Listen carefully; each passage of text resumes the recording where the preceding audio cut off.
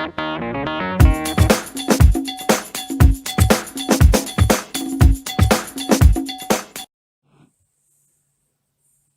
Good morning, કેમ છો મિત્રો? વાત કરીએ એક્સરસાઇઝ 13.18. ચલો જુઓ, સરસ મજાનો સવાલ છે.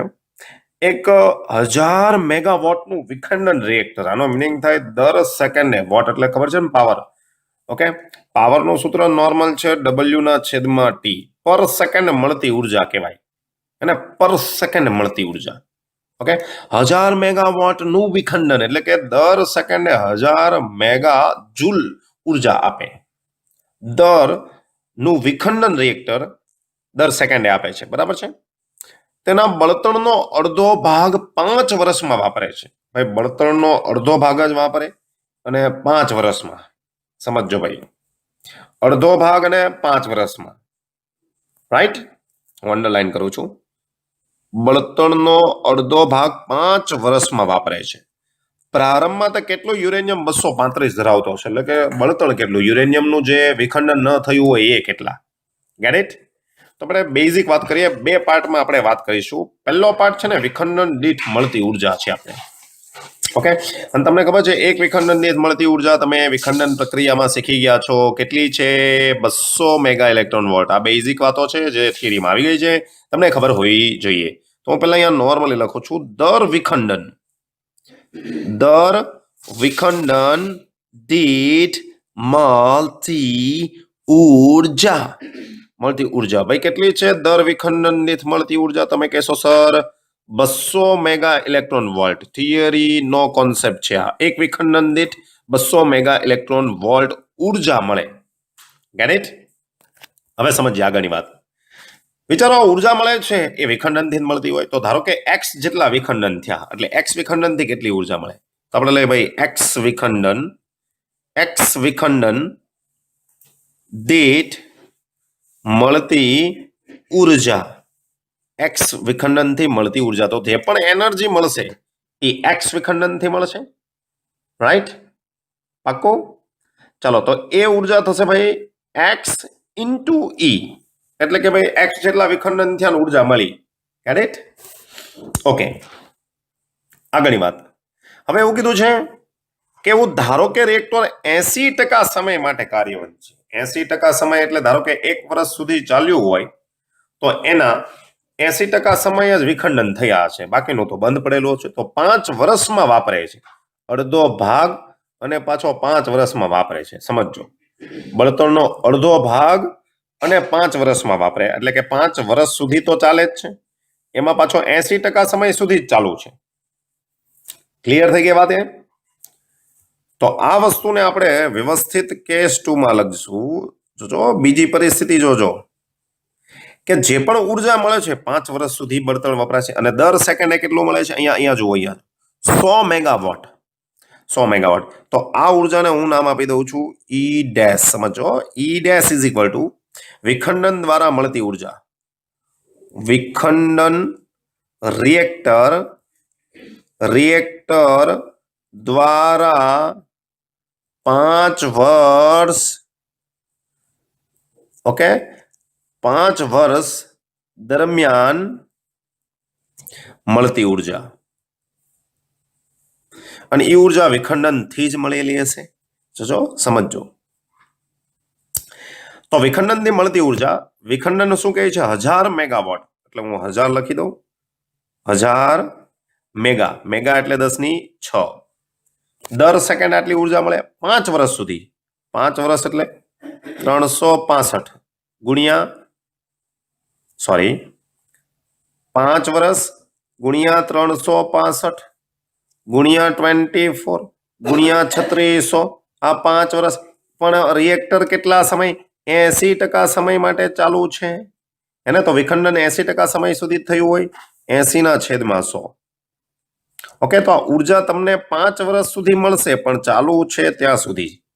હે, રિએક્ટર ચાલુ તો આટલા સમય સુધી મળશે. ઓકે, આ એનર્જીનું તમે કેલ્ક્યુલેશન કરશો એટલે આવશે 1.2614 ઇન્ટુ 10⁻17. ઓકે, અને આ એનર્જી આવશે તમારી જૂલમાં. 10⁻17 જોઈએ. આટલી ઉર્જા ક્યાંથી મળે? વિખંડનથી મળે. ઓકે, કેટલા વિખંડન થયા છે? XE.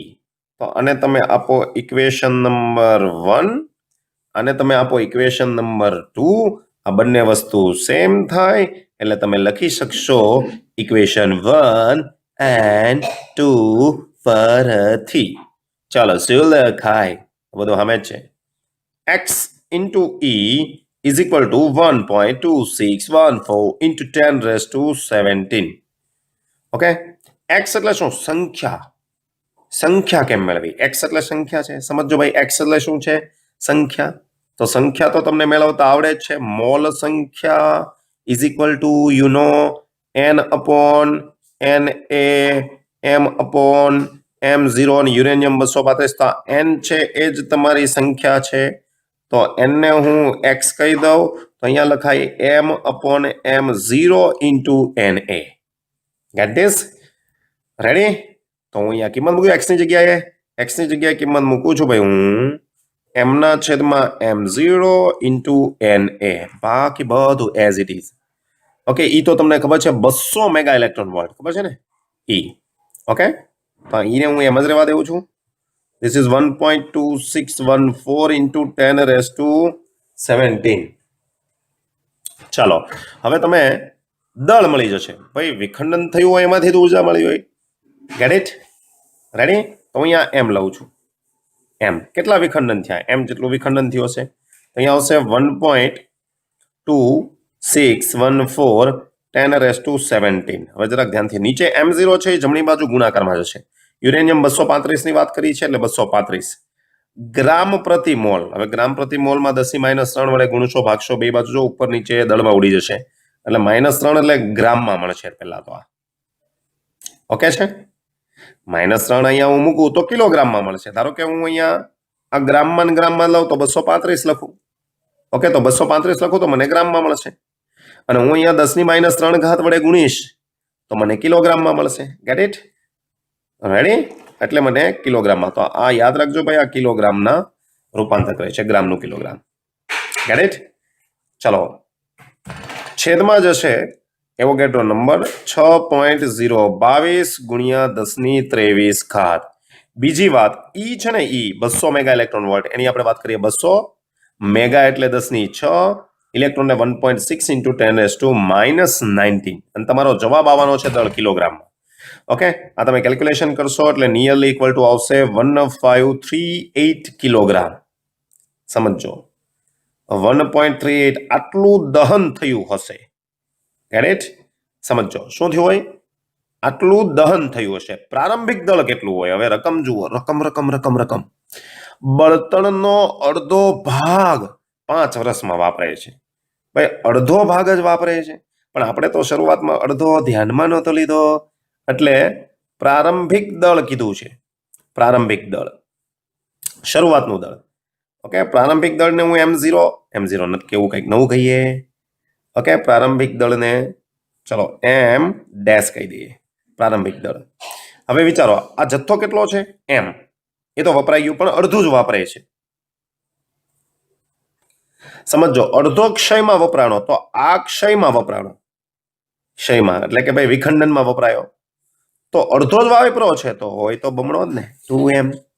અહીંયા 21538 એટલે આ આવશે 3076 કિલોગ્રામ. હે ને? તો આટલો જથ્થો હોય શરૂઆતમાં. Get it? એને યુરેનિયમ 235 નો જથ્થો આટલો. કમ્પ્લીટ વાત થઈ ગઈ. સારો સવાલ છે, મજાનો સવાલ છે.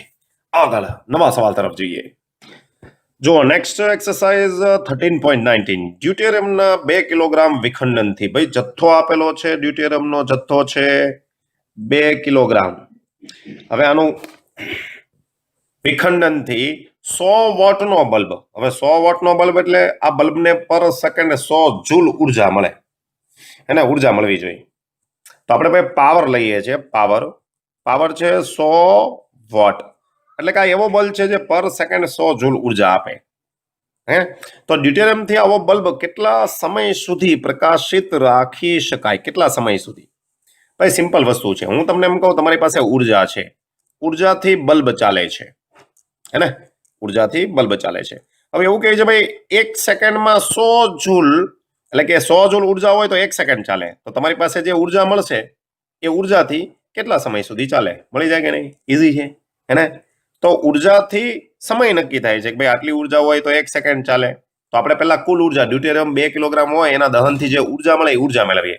જો વિખંડન છે તો નીચે જો પ્રક્રિયા આપેલી છે 1H2 1H2 2He3 ન્યુટ્રોન અને 3.27 મેગા ઇલેક્ટ્રોન વોલ્ટ. તો આમાં તમને સીધી ખબર પડી જાય 2 ડ્યુટેરોનનું દહન થાય ને 2 ડ્યુટેરોનનું દહન જો 2 હે ને અથવા તો તમે 2 ગ્રામ પર મોલ લઈ લો તો તમને ઉર્જા મળે છે 3.27 2 ડ્યુટેરનથી ઉર્જા મળે છે હે ને. તો ઉર્જાની વેલ્યુ પણ તમને આપેલી છે ક્યુ મૂલ્ય. તો અહીંયા પ્રક્રિયાનું ક્યુ મૂલ્ય હું સીધું ઇક્વેશન પરથી લખું છું 3.27 મેગા ઇલેક્ટ્રોન વોલ્ટ. પણ આ કેટલા? 2 ડ્યુટેરોનના દહનથી.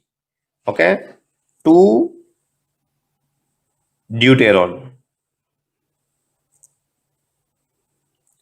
દ્વારા મળતી ઉર્જા અને ફોકસ કરજો. ઓકે આપણો મુખ્ય હેતુ છે ભાઈ ઉર્જા મેળવવાનો. કેમ કે આપને ખબર છે 1 સેકન્ડ એટલે કે 100 જૂલ ઉર્જા 1 સેકન્ડ સુધી બલ્બને ચાલુ તો ઉર્જા કેટલી મળે? ટોટલ એનર્જી ગણવી પડે. તો પહેલા તો 2 કિલોગ્રામમાં કેટલી સંખ્યા છે એ શોધવું પડે અને સંખ્યા શોધવા માટેનું સૂત્ર તમને ખબર છે હે ને. તો આપણે પહેલા ડ્યુટેરોનની સંખ્યા શોધીએ. ઓકે તો મોલ સંખ્યા ઉપરથી મેળવશું n/Na અને અહીંયા લખશું m. સ્મોલ m લખો કેપિટલ m લખો કોઈ ફરક નથી પડતો. તો સંખ્યા એટલે કે n. Okay n is equal two m દળમાં ડ્યુટેરોનની સંખ્યા. આ સંખ્યા મળી ગયું. આને કહેવાય ડ્યુટેરોનની સંખ્યા 2 કિલોગ્રામમાં એટલે કે m દળમાં આટલી સંખ્યા છે. ઓકે તો ભાઈ અહીંયા હું લખું છું ભાઈ ડ્યુટેરોનની સંખ્યા. Get it? આ તમારું થયું સ્ટેપ નંબર 1. સ્ટેપ નંબર 1 થઈ ગયું ડ્યુટેરોનની સંખ્યા મેળવી. હવે એનર્જી મેળવીએ. કેટલી એનર્જી મળશે આપને? સ્ટેપ નંબર બધામાં આપણે કેલ્ક્યુલેશન નહીં કરીએ નકર પ્રોસેસ દર વખતે ગણતરી કરવી પડશે. બરાબર છે? એનર્જી કેવી રીતના? હવે હમણાં તમે જોઈ ગયા ભાઈ. અહીંયા હું લઈ લઉં છું ભાઈ ડ્યુટેરોનની સંખ્યા અને અહીંયા હું લઈ લઉં છું ઉર્જા. ઉર્જા તમે ક્યુ લ્યો છો. બરાબર છે? ક્યુ ઉર્જા. કેટલા ડ્યુટેરોનના? તો 2 ડ્યુટેરોનનું દહન થાય. પ્રક્રિયા કહે છે જો હું નથી કહેતો 2 ડ્યુટેરોન સંયોજાય તો ક્યુ ઉર્જા મળે 3.27. તો આપણી પાસે સંખ્યા કેટલી આવી? n ડ્યુટેરોનના દહનથી કેટલી ઉર્જા મળે? બરાબર છે? ઓકે આપણે એનર્જીની વાત કરીએ. Energy is equal to n into Q by 2. Okay n ની વેલ્યુ ઉપરથી અહીંયા એને આવશે હો ભાઈ. ચાલો n ની વેલ્યુ ઉપરથી m/m0 ઇન્ટુ Na આ n ની વેલ્યુ અહીંયા ક્યુ અને બાય 2 કિંમત મૂકી દો. દળ છે કેટલું સમજજો ભાઈ. દળ 2 કિલોગ્રામ અને ગ્રામમાં લઈએ તો 2000. ભૂલતા નહીં. ઓકે આ ભૂલતા નહીં. છેદમાં એની સાથે જ હું લખું છું m0 ગ્રામ પ્રતિ મોલ હાઇડ્રોજન સોરી ડ્યુટેરોન 2 ગ્રામ પ્રતિ મોલ. તો ગ્રામમાં રૂપાંતર કર્યું છે. બરાબર છે? આ બંને ગ્રામમાં છે. એકદમ clear? Okay Avogadro number 6.022 10⁻23. Okay energy 3.27 mega એટલે 10⁶ ઇલેક્ટ્રોન 1.6 ઇન્ટુ 10⁻⁻19 અને છેદમાં હવે 2. મિસ્ટેક નથી થતી ને? આ કિલોગ્રામનું ગ્રામમાં એટલે નીચે કેમ કે ગ્રામ પ્રતિ મોલમાં જ આવે એટલે બંને યુનિટમાં નીકળી જશે. એનર્જી આ એનર્જી આવશે 1.5753 ઇન્ટુ 10⁻14 જૂલ. Get it? આટલી એનર્જી 2 કિલોગ્રામ ડ્યુટેરોનના દહનથી મળે અને સૂત્ર તમને ખબર છે હે ને. નોર્મલ પાવરનું સૂત્ર લખો તો પણ ચાલશે અને નહીં લખો ત્રિરાશિ મૂકીને મેળવશો તો પણ ચાલશે. જેમ કે 100 જૂલ 1 સેકન્ડમાં ચાલે તો આટલી એનર્જી કેટલી? E/100 હે ને. આવી રીતના પણ મળે. અથવા તો તમે સૂત્રનો ઉપયોગ કરો. Power is equal to power એનર્જીના છેદમાં time implies time is equal to energy upon power.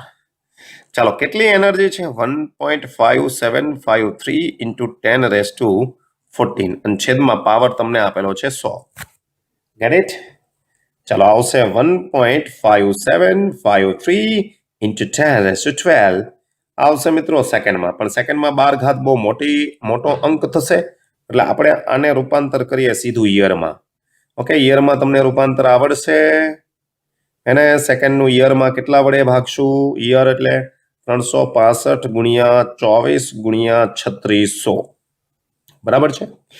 ચાલો રૂપાંતર કરશો, તમારો આન્સર આવશે 4.9 ઇન્ટુ 10⁴ યર. ઓકે, જો મેં ઘાતમાં કઈ મિસ્ટેક ન કરેલી હોય. Get it? સિમ્પલ કેલ્ક્યુલેશન છે. રેડી? તો સારો સવાલ છે. તો પહેલા તમે શું કર્યું આ એક્ઝામ્પલમાં? તો પહેલા તમે સંખ્યા શોધી, 2 કિલોગ્રામમાં કેટલા ડ્યુટેરોન, આ ડ્યુટેરોનના દહનથી ઉર્જા શોધી, અને ઉર્જા પરથી તમને સમય આવડી જ જાય. રાઈટ?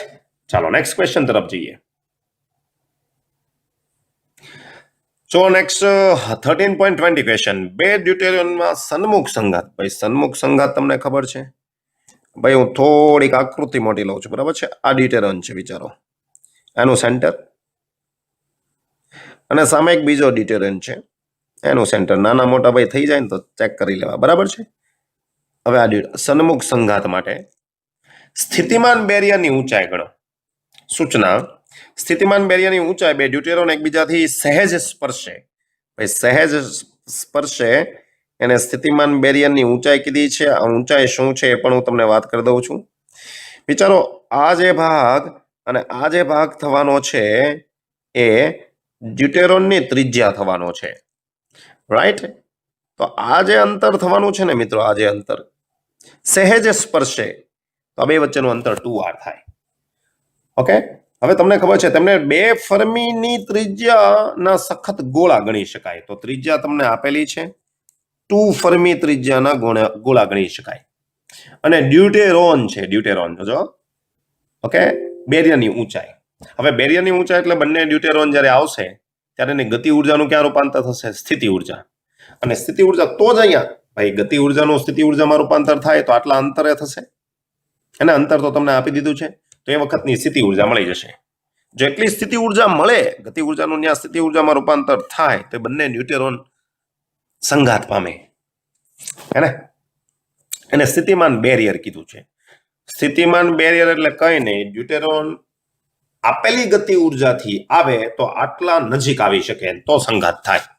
એને તો આટલી એનર્જી જરૂરી છે. Get it? તો આપણે લખીએ ભાઈ r બરાબર 2 ફર્મી છે. તો લખીએ જ્યારે 2 ડ્યુટેરોન વચ્ચેનું અંતર સમજો. 2 ડ્યુટેરોન વચ્ચેનું અંતર 2r કે તેથી ઓછું હોય ત્યારે હેડ ઓન કોલિઝન થાય, સન્મુખ સંઘાત થાય. ભાઈ આ તો સિમ્પલ છે, હે ને? આ સ્થિતિમાં એટલે કે હેડ ઓન કોલિઝનની સ્થિતિમાં પણ આપણે એક્ઝેક્ટ સ્પર્શ કરે ને એ જ અંતર ધ્યાનમાં લઈએ છીએ. ઓકે, કોલિઝનની સ્થિતિમાં તમને ખબર છે જે પણ એની ગતિ ઉર્જા હશે આ અંતરે બધું જ એની સ્થિતિ ઉર્જામાં રૂપાંતર થશે. અને ડ્યુટેરોન તમને ખબર છે, ડ્યુટેરોન લખો છો 1h2. અહીંયા z કેટલું છે ભાઈ? 1 છે, હે ને? Z1 છે એટલે તમે એને ડ્યુટેરોન ન્યુક્લિયસ કહેવાય. ન્યુક્લિયસની અંદર ઇલેક્ટ્રોન ધ્યાનમાં નથી લેતા. Z1 હોવાથી આપણે એનો ચાર્જ છે ડ્યુટેરોનનો E જેટલો લઈએ છીએ. ઓકે, તો અહીંયા આપણે લખશું કે ચાર્જ E, પહેલા ડ્યુટેરોનનો ચાર્જ, બીજા ડ્યુટેરોનનો ચાર્જ અપોન 2r. મિસ્ટેક ન કરતા, 2r. Get it? સિમ્પલ કિંમત મૂકવાની છે, 9 ગુણ્યા 10⁹. એની કિંમત 1.6 into 10⁻⁻19 whole square. What's about the values of r? r એટલે 2 ગુણ્યા ફર્મી આપેલું છે ને, 2 ફર્મી એટલે 2 ઇન્ટુ 10⁻15. Get this? Right? તો આવશે 5.76 ઇન્ટુ 10⁻14 જૂલ. ચાલો ઇલેક્ટ્રોન વોલ્ટમાં મેળવવું હોય તો E વડે ભાગો, -14 divide by 1.6 10⁻19 3.6 into 10⁵ electron volt. તો ભાઈ આ પોટેન્શિયલ બેરિયર કહેવાય. બેરિયર એટલે આટલી એનર્જી જોઈ એ બંને વચ્ચે સંઘાત થાય તે માટે, એટલે એને બેરિયર. બેરિયર એટલે ઓળંગવું, આટલી ઉર્જા સાથે ઓળંગી શકે. રાઈટ? ઓકે, નેક્સ્ટ ક્વેશ્ચન તરફ જઈએ મિત્રો. જો નેક્સ્ટ ક્વેશ્ચન 13.21. તમને એક ઇક્વેશન આપેલું છે ન્યુક્લિયસ માટે R બરાબર R0 ત્રિજ્યાનું સૂત્ર છે, તમે જાણો છો R0 અચળાંક છે, એ ન્યુક્લિયસનો દળાંક છે. ઓકે, તો દર્શાવો કે ન્યુક્લિયસની ઘનતા લગભગ સ્વતંત્ર છે. થિયરીમાં વાત થઈ ગઈ છે, સારો સવાલ. ન્યુક્લિયસ, કોઈ પણ ન્યુક્લિયસ હોય એની ઘનતા અચળ જ છે. ઓકે, એવું સાબિત કરવાનું છે. તો ન્યુક્લિયસ માટે કોઈ પણ ન્યુક્લિયસ લો, કોઈ પણ ન્યુક્લિયસ, ઘનતાનું સૂત્ર શું આવે? સર, ઘનતા બરાબર ન્યુક્લિયસનું દળના છેદમાં ન્યુક્લિયસનું કદ. ઓકે, હવે જરાક સમજો. ન્યુક્લિયસનું દળ એટલે શું? ન્યુક્લિયસનું દળ, તો ન્યુક્લિયસને તમે આવી રીતના દર્શાવો છો, XZA. ઓકે, દળ એટલે પ્રોટોન અને ન્યુટ્રોનના દળનો સરવાળો, એટલે ન્યુક્લિયસનું દળ કહેવાય. તો ન્યુક્લિયસનું દળ તમે લખો તો જેટલા પ્રોટોન હશે તો એમ, જેટલા પ્રોટોન લ્યો એટલા ન્યુટ્રોનનું દળ. પ્રોટોન ન્યુટ્રોનનું દળ સરખું ને, એને યુ પણ કેમ તમે કહો છો. ઓકે, તો અહીંયા લખાય A ઇન્ટુ M. તો હું અહીંયા એક કામ કરું છું, અહીંયા હું માસ of proton is equal two mass of neutron is equal two M is equal two 1U લખી શકાય ને. રેડી? અને ન્યુક્લિયસને તમે લખો છો XZA. તો ન્યુક્લિયસનું દળ મિત્રો થશે A ઇન્ટુ M. કાંઈ વાંધો બિલકુલ નહીં. તો અહીંયા શું આવશે? A into M. A into U પણ લખી શકાય છે. ઓકે, કદ 4/3 πr³. ઓકે, અને R ની વેલ્યુ જો ઉપર ડેટા આપેલો છે, R બરાબર શું છે? R0 a⁻⁴. R નો ઘન કરો તો અહીંયા A ઇન્ટુ M, છેદમાં ઉપર આવશે 3, નીચે આવશે 4, અહીંયા આવશે πr³. R0³ A. પરમાણુ દળાંક જ નીકળી ગયો જો, 3m4πr0³. આ તો કોન્સ્ટન્ટ છે, આ તો કોઈ ઉપર આધારિત નથી, કોન્સ્ટન્ટ છે હે ને. તો જે ઘનતા છે એ દળાંકથી સ્વતંત્ર થઈ ગઈ. તો ન્યુક્લિયસની ઘનતા દળાંક પર આધારિત નથી, દળાંક કે ક્રમાંક પર આધારિત નથી. ઓકે, અહીંયા લખી શકાય એમ, ન્યુક્લિયસ કોઈ પણ ન્યુક્લિયસની ઘનતા A કે Z પર આધારિત નથી. ઓકે, A એટલે એશ્વર્યાન, Z એટલે ઝરણા નહીં, A એટલે પરમાણુ દળાંક ને Z એટલે પરમાણુ ક્રમાંક. ઓ સર, રાઈટ. ચાલો નેક્સ્ટ ક્વેશ્ચન તરફ જોઈએ. જો મિત્રો 13.22, સવાલ એકદમ સહેલો છે પણ થોડુંક સમજવું પડે એવું છે. એમાં કીધું છે ન્યુક્લિયસમાંથી બીટા પ્લસના ઉત્સર્જન માટેની એક સ્પર્ધા કરનારી પ્રક્રિયા ઇલેક્ટ્રોન કેપ્ચર છે. ભાઈ, બે પ્રકારની પ્રક્રિયા છે. બીટા ડીકેમાં જેવી પ્રોસેસ થાય એવી ઇલેક્ટ્રોન કેપ્ચરમાં થાય છે. પણ બીટા ડીકે છે, બંને બીટા પ્લસ ડીકે જ છે, બંનેમાં પરમાણુ ક્રમાંક ઘટે છે, પણ એનું ક્યુ મૂલ્ય થોડુંક ડિફરન્સ આવશે. તો પહેલા હું તમને છે ને ઇલેક્ટ્રોન કેપ્ચર ને પહેલા બીટા પ્લસ ડીકે ની વાત કરી લઈએ. Beta plus decay. Okay, beta plus decay. હું કોઈ પણ એક ન્યુક્લિયસ લઈ લઉં છું, જેમ કે XZA. બીટા પ્લસ ડીકે ની વાત કરીએ. Beta plus decay. ઓકે, નવો જે ન્યુક્લિયસ બનશે એના પરમાણુ ક્રમાંક પ્લસમાં માઇનસ થશે, દળાંકમાં કોઈ ફેરફાર થતો નથી. અને બીટા પ્લસ છે એટલે ન્યુટ્રિનો અને બીટા પ્લસ છે એટલે પોઝિટ્રોન અને ન્યુટ્રિનો ઉત્પન્ન થાય છે, જે તમને ખબર છે. ન્યુટ્રિનો. Get it? આને તમે આપો છો ઇક્વેશન નંબર 1. હવે આ પ્રક્રિયા છે ને એનું તમે ક્યુ મૂલ્ય લેશો, આ પ્રક્રિયાનું ક્યુ મૂલ્ય. તો બીટા પ્લસ ડીકે માટે હું લખું છું. ઓકે, ક્યુ મૂલ્ય એને હું 1 કહી દઉં છું. Q1 બીટા પ્લસ, સમજવાનું ભાઈ, Q1 એટલે બીટા પ્લસ. જે આપણે થિયરીમાં મેળવેલું છે mx -my અને -2 માસ ઓફ ઇલેક્ટ્રોન ઇન્ટુ c². પરમાણુમાંથી આપણે ઇલેક્ટ્રોનનું દળ બાદ કરેલું છે, બરાબર? પછી આ મેળવેલું છે. ઓકે, જેને ન સમજ પડેલી હોય થિયરીનો પાર્ટ જોજો, એમાં આપેલું છે. ઇલેક્ટ્રોન કેપ્ચરની વાત કરીએ. ઇલેક્ટ્રોન કેપ્ચર, એમાં ઇલેક્ટ્રોન છે ન્યુક્લિયસ પછીની જે પહેલી કક્ષા છે હેવી ન્યુક્લિયસ માટે એને કે શેલ કહેવાય, એમાંથી ઇલેક્ટ્રોન ખેંચાઈ જશે. જેમ કે તમારો કોઈ તત્વ છે XZA. ઓકે, આ ન્યુક્લિયસ છે, એની બહારની જે કક્ષા છે એમાંથી ઇલેક્ટ્રોન ખેંચાય છે. ભાઈ, પહેલા લખો પછી લખો કોઈ ફરક પડતો નથી ઇલેક્ટ્રોનને. ઓકે, અને અહીંયા તમે લખો છો ઇલેક્ટ્રોન કેપ્ચર. ઇલેક્ટ્રોન કેચઅપ થઈ ગયો. હવે જે નવો ન્યુક્લિયસ બને છે મિત્રો, નવો ન્યુક્લિયસ એ Z-1 આવશે. દલાંકમાં કોઈ ફેરફાર નથી થતો. ઓકે, અને પ્લસ અહીંયા ન્યુટ્રિનો મુક્ત થાય છે. Get it? આ નંબર 2. અને અહીંયા જે પ્રક્રિયાનું ક્યુ મૂલ્ય નથી, અહીંયા જુઓ, અહીંયા ડાબી બાજુ ઇલેક્ટ્રોન નહોતો, જમણી બાજુ પોઝિટ્રોન આવ્યો. હે ને?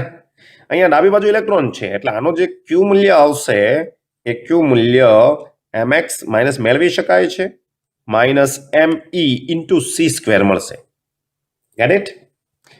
હવે પ્રોસેસ જુઓ શું કહેવા માંગે. દર્શાવો કે બીટા પ્લસ ઉત્સર્જન ઉર્જાની દ્રષ્ટિએ મંજૂર છે. એટલે કે જો આ ક્યુ મૂલ્ય ગ્રેટર દેન 0 થાય તો પ્રક્રિયા આપમેળે થાય, ઇલેક્ટ્રોન એટલે કે પ્લસ બીટા ડીકે થાય. હે ને?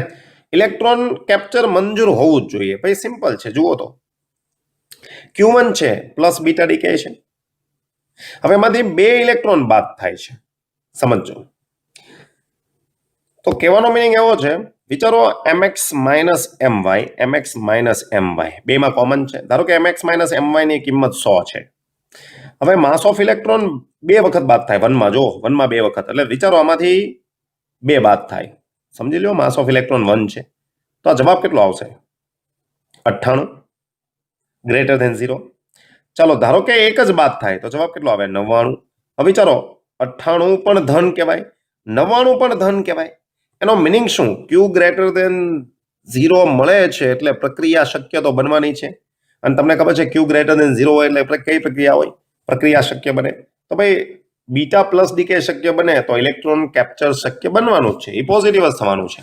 અને સામે આની દળ ક્ષતિ ભલે ઓછી આવે પણ પોઝિટિવ તો રહેવાની છે. એટલે કહેવાનો અર્થ શું? ઇક્વેશન 1 અને 2 પરથી, એકચ્યુઅલી ઇક્વેશન 1 અને 2 આપણે નીચે લખી રહ્યા. Equation 1, equation 2. તો ઇક્વેશન 1 અને 2 પરથી કહી શકાય કે Q1 ગ્રેટર ધેન 0 હોય તો Q2 ગ્રેટર ધેન 0 થાય જ. કહેવા માંગે છે કે બીટા પ્લસ ડીકે થાય તો ઇલેક્ટ્રોન કેપ્ચર થાય જ. એટલે કે બીટા પ્લસ ડીકે શક્ય બને તો electron capture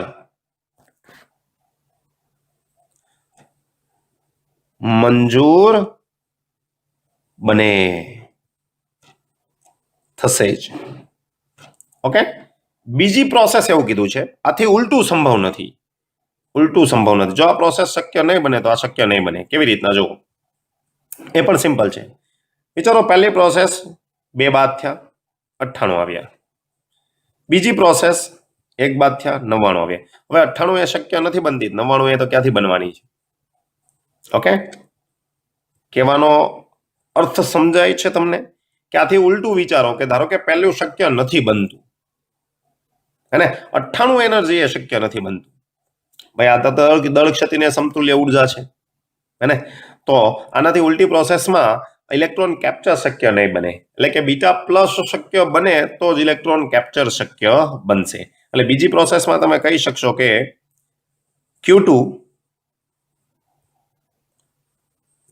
Q2 less than 0 હોય તો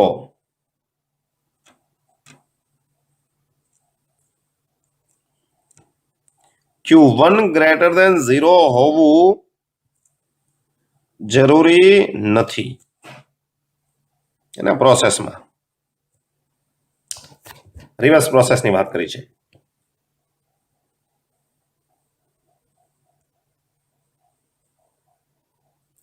ચલો થોડુંક આમાં ઉલટું લખ્યું છે.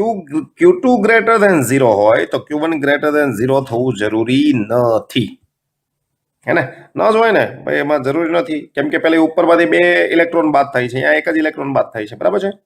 તો ભાઈ બીટા પ્લસ ડીકે શક્ય હોય તો ઇલેક્ટ્રોન કેપ્ચર તો થાય જ, પણ ઇલેક્ટ્રોન કેપ્ચર શક્ય હોય તો બીટા પ્લસ ડીકે થવું જરૂરી નથી. રાઈટ? ચલો નેક્સ્ટ ક્વેશ્ચન તરફ જઈએ.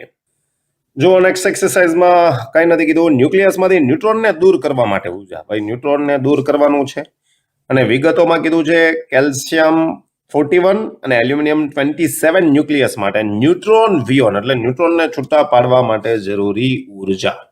ઓકે, તો પહેલા આપણે બે કેસમાં બે પાર્ટમાં વાત કરીએ. કેસ નંબર 1 આપણે કોના માટે વાત કરીશું? કેલ્શિયમ માટે. કેલ્શિયમ 2041 એમાં કોને છૂટા પાડવા માટે? ભાઈ ન્યુટ્રોન. વિચારો તમે ન્યુટ્રોન છૂટો પડી ગયો. હવે ન્યુટ્રોન છૂટો પડે તો પરમાણુ દળાંકમાં 1 એકમ ઘટી જશે. ઓકે, એટલે તમારે બનશે કેલ્શિયમ that is 40, અહીંયા આવશે 20. રાઈટ છે વાત? એનું તમને દળ બધું આપેલું જ છે. ન્યુટ્રોન, અને ન્યુટ્રોનને તમે લખો કેમ છો ભાઈ? ન્યુટ્રોનને તમે લખવા જાઓ તો એનો દળાંક 1 એકમ આવે, ક્રમાંક ન આવે. બરાબર છે? એટલે આવી રીતના લખો છો.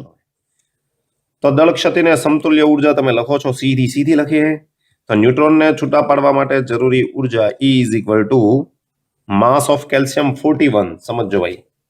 ઓકે, તો આને તમે એક્સ ન્યુક્લિયસ કહી શકો છો, આ પેલાને એક્સ, આને તમે વાય કહી શકો છો, અને પેલો neutron into C square. Get it?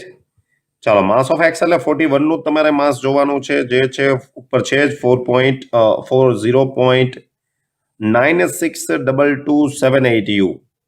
Y એટલે 40 નું માસ જોજો 39.962591 U. અને ન્યુટ્રોનનું માસ તમને શરૂઆતનો ડેટા છે એના પરથી મળી જશે, જે છે 1.00866 U into C square. Normal calculation છે. આ વેલ્યુ આવશે એમ નેગેટિવ 0.008973 ઇન્ટુ યુસી સ્ક્વેર. અને યુસી સ્ક્વેર સમતુલ્ય તમને ખબર છે, તમે કેવી રીતના લખો છો? -0.0073 યુસી સ્ક્વેર એટલે 931.51 આવશે મેગા ઇલેક્ટ્રોન વોલ્ટ. આ તમે મેળવશો તો આ વેલ્યુ આવશે -8.3583 મેગા ઇલેક્ટ્રોન વોલ્ટ. એનો મિનિંગ થાય ન્યુટ્રોનને છૂટા પાડવા માટે એનર્જી નેગેટિવ છે, બહારથી આપવી પડે. રેડી? આપમેળે પ્રક્રિયા શક્ય નથી. ઓકે, તો ઉષ્માક્ષેપક શોષક છે, બહારથી આપવી પડશે. આટલી ઉર્જા ન્યુટ્રોન ને છૂટા પાડવા બહારથી આપવી પડે. એક ન્યુટ્રોનને કેટલા ભાઈ? એક. કેટલા? એક. સેમ ટુ સેમ બીજી પ્રોસેસ છે, તમને એલ્યુમિનિયમ માટે વાત કરવાની કીધી છે. ઓકે, 1327. ચલો એલ્યુમિનિયમની વાત કરીએ. 1327 આમાંથી પણ ન્યુટ્રોન છૂટા પડી જશે. ઓકે, એટલે અહીંયા આવશે પરમાણુ દળાંક, ક્રમાંક હશે નહીં, દળાંક 1 એકમ. ઓકે, અને એક્સ કહીએ, નવો જે તત્વ બનશે એનો પરમાણુ દળાંક એલ્યુમિનિયમ માટે જ આપી દીધું છે 26. ઓકે, અહીંયા 1326 બધો ડેટા તમને આપેલો છે, સેમ ઇક્વેશન. આ એનર્જીને હું EDS કહી દઉં છું. ઓકે, માસ ઓફ એક્સ પહેલો, નિપજ એટલે વાય અને ન્યુટ્રોન ઇન્ટુ સી સ્ક્વેર. ખાલી કિંમત મૂકવાની છે મિત્રો. માસ ઓફ એક્સ, એક્સ એટલે ભાઈ તમારો 27 વાળો nucleus 26.981541. Okay, 26.981541 U minus mass of Y એટલે કે 26 25.986895.